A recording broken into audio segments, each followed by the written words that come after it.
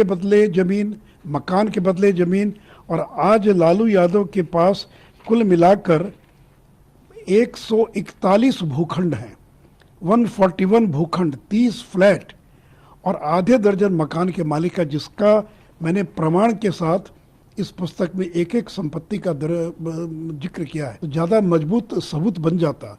तो पहले उन्होंने ग्रुप डी की नौकरी दे दिया, ज़मीन जो था किसी तीसरे आदमी के नाम रजिस्ट्री करवा दिया और कुछ वर्षों के बाद उस आदमी से गिफ्ट करवा लिया। अब ये जो हृदयानंद चौधरी और जिसकी मैं बात कर रहा हूँ, जो ललन चौधरी, एक विधान परिषद का 4th ग्रेड का एम्प्लॉई है। उसने लाखों की ज़मीन राबड़ी देवी और हेमा यादव को दान में दे दिया। और दूसरा जो ललन चौधरी है, ये भी एक रेलवे का एम्प्लॉय, एक विधान परिषद का एम्प्लॉय। आखिर 4th ग्रेड एम्प्लॉय के पास करोड़ों की संपत्ति कहाँ से आ गई? नमस्कार, आप लाइव बिहार देख रहे हैं। मैं हूं करिश्मा। लालू प्रसाद यादव के कई ठिकानों पर आज सुबह से छापेमारी चल रही है। इसको लेकर भाजपा नेता सुशील मोदी का बयान सामने आ गया है और उन्होंने कहा कि लालू प्रसाद यादव जब रेल मंत्री थे तब ग्रुप डी की नौकरी के नाम पर लोगों से जमीन लिखवाते थे और फिर वो किसी को दान में दे देते, लेकिन 5-6 साल बाद उपहार के रूप में उसे खुद अपने नाम लिखवा लेते थे। इसके साथ ही साथ उन्होंने ये भी कहा कि बहुत जल्दी बड़ा खुलासा होने वाला है। पहले सुनिए सुशील मोदी इस मामले को लेकर क्या कुछ कह रहे हैं। वर्षों के बाद उस जमीन को गिफ्ट करवा लिया, क्योंकि उसी समय अगर तुरंत वो जमीन अपने नाम लिखवा लेते तो ज़्यादा मजबूत सबूत बन जाता। तो पहले उन्होंने ग्रुप डी की नौकरी दे दिया, जमीन जो था किसी तीसरे आदमी के नाम रजिस्ट्री करवा दिया और कुछ वर्षों के बाद उस आदमी से गिफ्ट करवा लिया। अब ये जो हृदयानंद चौधरी और जिसकी मैं बात कर रहा हूँ, जो ललन चौधरी, एक विधान परिषद का 4th ग्रेड का एम्प्लॉई है। उसने लाखों की ज़मीन राबड़ी देवी और हेमा यादव को दान में दे दिया। और दूसरा जो ललन चौधरी है, ये भी एक रेलवे का एम्प्लॉय, एक विधान परिषद का एम्प्लॉय। आखिर 4th ग्रेड एम्प्लॉय के पास करोड़ों की संपत्ति कहाँ से आ गई, जिन लोगों ने दान दे दिया लालू यादव के परिवार को?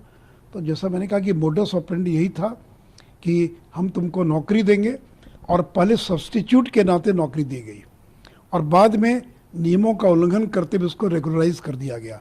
तो 1 दर्जन से ज़्यादा मामलों के बारे में शिवानंद जी ने, ललन जी ने, हम लोगों ने मामले को उजागर किया था। मुझे खुशी है कि इतने वर्षों के बाद CBI जो है उसने, क्योंकि CBI तो तब काम करती जब उसको पुख्ता सबूत मिलते हैं, जब उसको प्रमाण मिलते हैं, क्योंकि इसके अंदर जो प्रिलिमिनरी इंक्वायरी होती है जिसको PE बोलते हैं, ये तो 23 सितंबर 2021 को दर्ज की जा चुकी थी। लेकिन PE दर्ज करने के बाद जब तक CBI के पास पुख्ता प्रमाण दस्तावेज नहीं हो तब तक वो कोई कार्रवाई नहीं कर सकती। तो मुझे लगता है कि शायद इसी से जुड़ा सारा मामला है। और ये तो बिहार का बच्चा बच्चा जानता है कि वो कांति सिंह हो, रघुनाथ झा हो, मंत्री बनाया, उसके बदले में नौकरी, मकान लिखवा लिया। रघुनाथ झा का 3 मंजिला मकान गोपालगंज में, उनको केंद्र में मंत्री बनाया तो गोपालगंज में मकान लिखवा लिया। कांति सिंह का उनको मंत्री बनाया, टिकट दिया तो टिकट के बदले ज़मीन, मकान के बदले ज़मीन, और आज लालू यादव के पास कुल मिलाकर 141 भूखंड हैं, 141 भूखंड, 30 फ्लैट और आधे दर्जन मकान के मालिक है, जिसका मैंने प्रमाण के साथ इस पुस्तक में एक एक संपत्ति का जिक्र किया है। तो आखिर एक चपरासी घर में पैदा होने वाला व्यक्ति 15-20 साल, 25 साल में 141 भूखंड का मालिक कैसे हो गया? और तेजस्वी यादव जो अभी लंदन घूम रहे हैं, वो 29 साल की उम्र में 52 से ज़्यादा संपत्ति के मालिक बन गए। तो आपने सुना सुशील मोदी को। उन्होंने कहा कि जल्द ही बड़ा खुलासा होगा और तेजस्वी यादव इतने कम उम्र के युवा नेता है और उनके नाम पर इतनी संपत्ति कहां से आई है। इसके साथ ही साथ उन्होंने ये भी कहा कि बहुत जल्द ही बड़ा खुलासा होने वाला है। जब लालू प्रसाद यादव रेल मंत्री थे, उन्होंने कई घोटाले किए हैं और इसको लेकर लगातार छापेमारी चल रही है। बिहार से जुड़ी हुई तमाम अपडेट के लिए आप बने रहें लाइव बिहार के साथ। धन्यवाद। अभी तक आपने हमारे चैनल को सब्सक्राइब ना किया हो तो जल्दी सब्सक्राइब कर ले और फेसबुक पर लाइक करना ना भूले। लाइव बिहार यूट्यूब पर सब्सक्राइब और फेसबुक पर लाइक जरूर करें।